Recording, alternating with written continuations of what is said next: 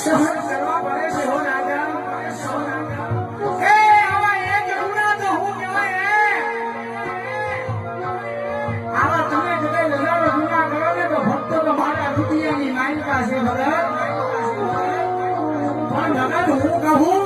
અને મારી વાત સાંભળજો ભગત